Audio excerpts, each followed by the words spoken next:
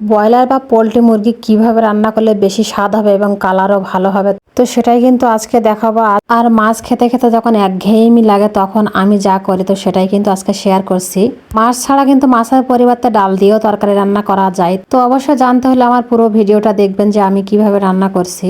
তো এই যে চুলা একটা বলছিলাম যে বাকি ছিল, সেই চুলাটাও কিন্তু আজকে এসে গেছে, সকালে ওনারা এসে দিয়ে গেছে।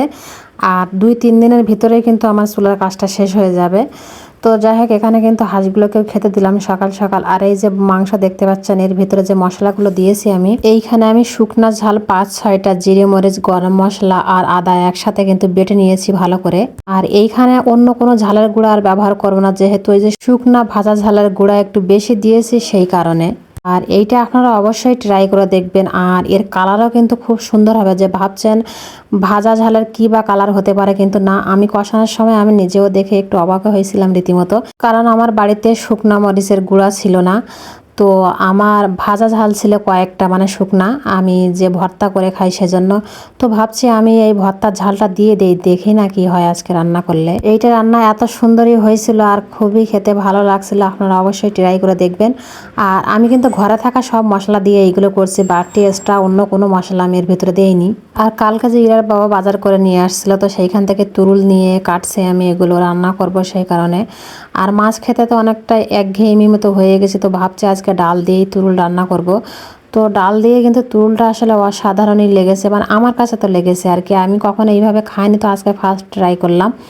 যে ডাল তো সব জিনিসেই খাটে, মাংসেও দেওয়া যায়, মানে সব কিছুতেই ডাল চলে আর কি। ডাল আর আলু সব জিনিসেই দেওয়া যায়। তো একটু বাখার দিবেন অবশ্যই, কারণ বাখারটা দিলে কিন্তু তরকারির স্বাদটা বেশি হবে।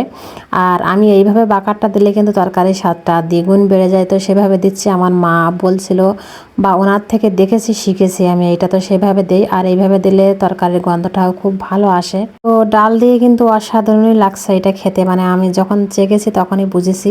তো যাই হোক, ওটা রান্নার শেষে কিন্তু আমি ঘরের ভিতরে আসছি, ঘরের যে বেড ছিল এগুলো ঠিক করতে।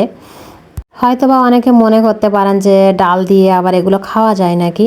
আমি সব সময় আপনাদের বলি যে কোনো রান্না যখন আপনারা ট্রাই করবেন, সব সময় কিছুটা পরিমাণে অল্প নেবেন। অল্প নিয়ে আপনি ট্রাই করে দেখতে পারেন, যদি আপনার ভালো লাগে সেটা পরবর্তীতে একটু বাড়িয়ে নিতে পারেন।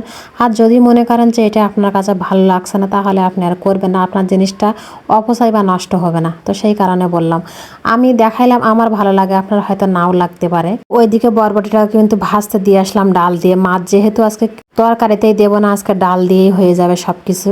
ঝাড়ু দেওয়ার পরে এই যে ফাইনাল লুক দেখিয়ে দিলাম বরবটি আর ডাল ভাজি। বাড়িতে যদি কোনো মাছ নাও থাকে বা খেতে আপনাদের ইচ্ছা না হয়, এভাবে কিন্তু চালিয়ে নিতে পারেন।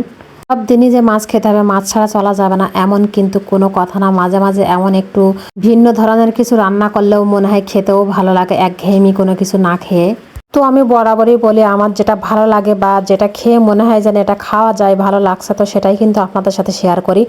আর আমি কিন্তু সব রান্নায় আপনাদের সাথে শেয়ার করি না, মানে আমার যে এগুলো মনে হয় যে ভালো লাগছে না, আমি এইগুলো করি না। তো যাই হোক, রান্নার শেষে এখন কিন্তু প্লেটগুলো খুব ভালোভাবে পরিষ্কার করে নিচ্ছি। পরিষ্কার করে নিয়ে ঘরের ভিতরে এগুলো নেড়ে দিচ্ছি। আজকের ভিডিও পর্যন্ত সবাই ভালো থাকবেন, সুস্থ থাকবেন, আল্লাহ হাফেজ।